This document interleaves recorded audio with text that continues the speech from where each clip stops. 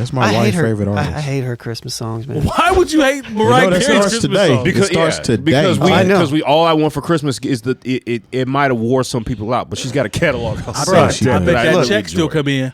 That check coming. She ain't got to work no more. Like it's a good thing she good. That check come in. I need those. Take care of them kids because Nick Cannon, white artists. Singing you like old Christmas. white Christmas, old white artists Christmas songs. You want to hear Bird Lives and White Christmas. She's got all this flavor and stuff. Like I don't need all that flavor. I want it to be, Donny Hathaway has the best Christmas song of all time. Right, he does, Lone. He doesn't have boom, boom, boom. He doesn't. And I ain't taking nothing away from that. No, I like Lone loved Home Alone. No, or it's like the entire Home Alone the soundtrack. Temptations. No, shout out to my man DJ Too Deep. I remember, I was talking about how much I love Christmas music, and he was like, "Nah, Christmas music is that was whack, that." I was like, "What?" But he's thinking about rocking around the Christmas tree and we don't want grandma. I made him a CD. And he was like, "I've never heard these. What do you mean, James? You mean James Brown had a Christmas album?" Listen, and like when I played him, the Temptations, because there are two Temptations Christmas albums. You get the one, I believe Ron Tyson is on the cover, and that's in the '80s. No, not that one. I don't want that one. No, that's the one with Silent Night, where it's like. Where he started in my mind. That's the one you want. Yeah, but I thought that was on the 20th Century Masters. Probably is on that one too. It probably is, but you remember they didn't have 20th Century Masters in 1980. That's my mama's CD. She loved that album. Yeah, I'm talking about we had it on vinyl. We was not messing around. I didn't even celebrate Christmas. But that's how tough that Temptations Christmas album was. Come on, man. When they would start playing Christmas music on the radio, I'd be in the back seat kind of. The Temptations version of Rudolph the Red-Nosed Reindeer. Hey, man. First of all, if you've ever Terry was in the back seat in my mind. That's how you know somebody grew up with that album, because I remember singing it in school, and of course I'm like the only black kid in the class, and so I'd be like, "Hey, Rudolph," at certain points of the song, and they'd be like looking at me like, "What the hell? What's wrong with him?" But I was like, "This black man ain't got no rhythm." I was like, "Nope," because I grew up with a different version of Rudolph the Red-Nosed Reindeer. Because we're in there listening.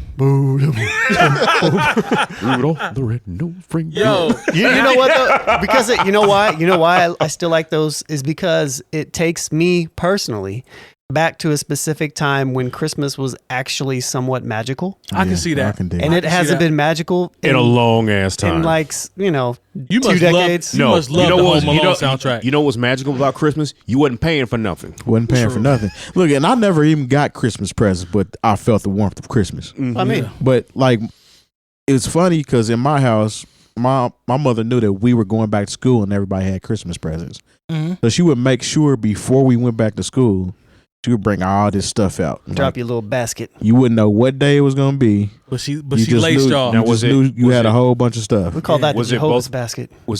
Yeah. What basket? Jehovah's basket. A Jehovah's basket. Nah. Now was it both your parents that were into the because I got friends who grew up and they called it the religion. The religion. No, that's what. Wow. Was it both your parents who were in the religion? So I mean, I grew up with both my parents, but I live with my mother. Okay. So in my dad's house, my sister celebrated Christmas. Mm-hmm. So if I went over there, then of course they're celebrating Christmas. But in my house, we didn't celebrate Christmas. Gotcha. My dad was part of the religion, like you said, at one point in time, but he wasn't then. But you said your mom made sure to lace y'all right before. Absolutely. That's what's up. You know what, I know that's a dope memory. But you know what's kind of crazy? I think I told the story offline, maybe not. When you get out and you realize that everybody didn't have the same kind of upbringing as you, and I remember people would be like, yeah, when we had Christmas, might have just got a little something over here and some skates and maybe a little trinkets and, we just did what we had to do. And then somebody else would tell a similar story. And I'd be like, yeah, man, I just remember, my family would gather around the fire and then we'd go into the living room and there'd be all these gifts. Christmas was awesome. It was colored TVs and Nintendos and leather jackets. I'm telling you, I cannot relate to you and your broke ass Christmases. Like we would have a turkey, a ham, and sometimes so disrespectful another turkey for no reason at all, just because we could have it. Y'all was the first family that had turducken. We had the animatronic Mr. and Mrs. Claus in the window. Oh wow! We had a Christmas tree upstairs. downstairs in the living room where the big TV was. I'm telling you, y'all was jolly in the mug. We Say was that. getting it. I can't speak for you in these broke ass Christmases that you keep bringing up to me, but it was awesome at the Moore household. You are offending. Comment after comment, person with comments, they about to roast you now. You could roast me, but we was roasted. We had a second turkey. We had a second turkey we roasted. That's wild. And we ate good on that turkey for another 3-4 days. You know what else we would do too? That's funny, man. What else we would do too is if we didn't get away have from me like these a whole broke bunch ass. of You're stuff. depressing me with these broke ass Christmases. If we didn't get like some stuff, then we would just go to the store. Yeah. And she'd be like, "Go ahead and get that Super Nintendo." Here we go. Okay. I'm like, "All right, here we go. That'll suffice." Mama was looking out. Yeah. Then my best friend would come over. We'd be like, "You got this? Yeah, I got this too. We got this. Oh, we all got Super Mario Brothers 2 this Christmas, and didn't nobody else get it. I don't know why the parents couldn't step it up and get it together." Jay Moore was like, "Man, I got to go home, man. It's a whole nother. It's a whole nother ham on in the kitchen." He had that black privilege back then. I ain't mad at you. Let me get out of here. Y'all still over here playing this Atari 2600 like it's cool.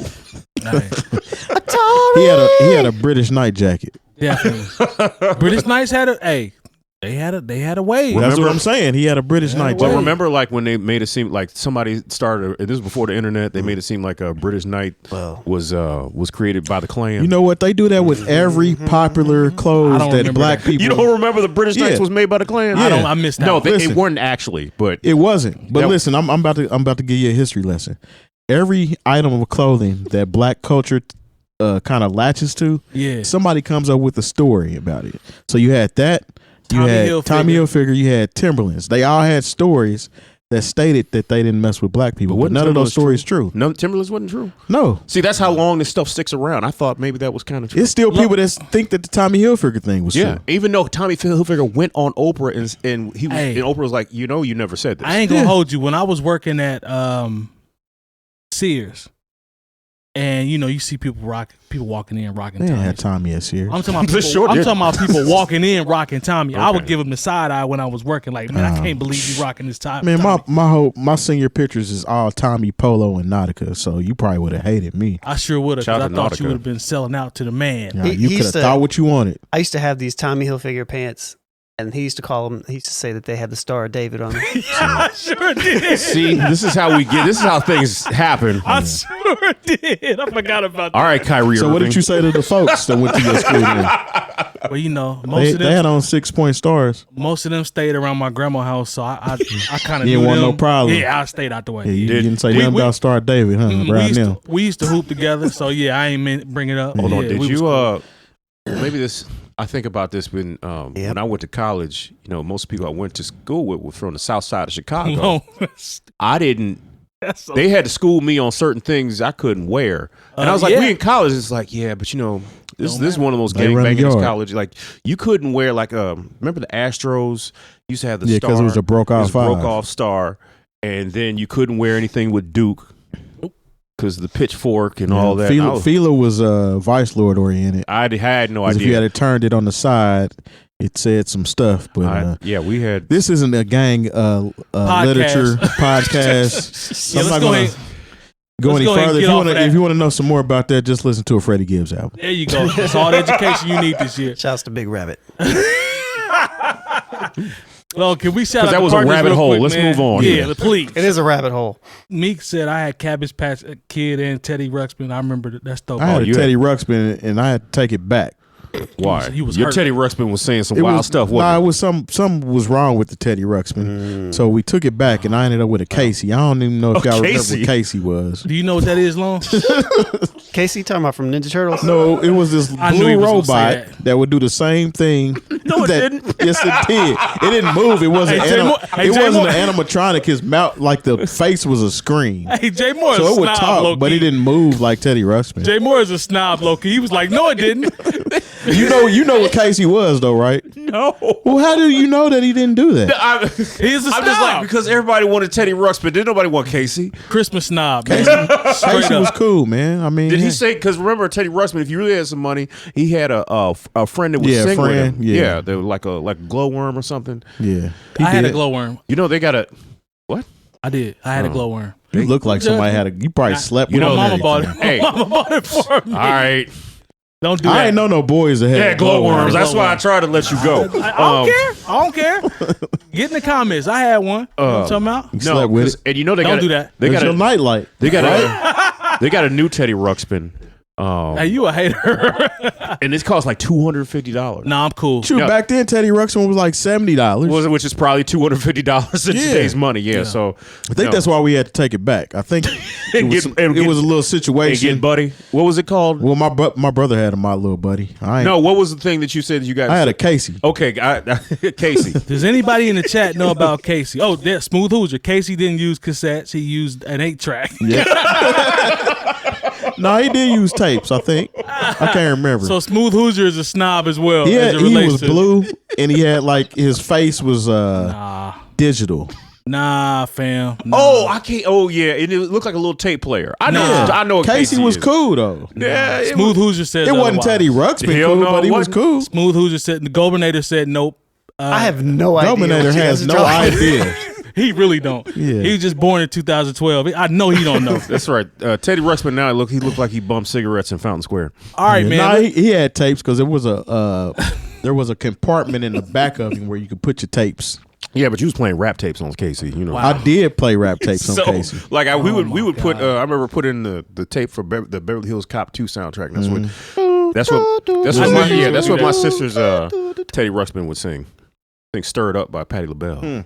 All right, man. Let's Boy.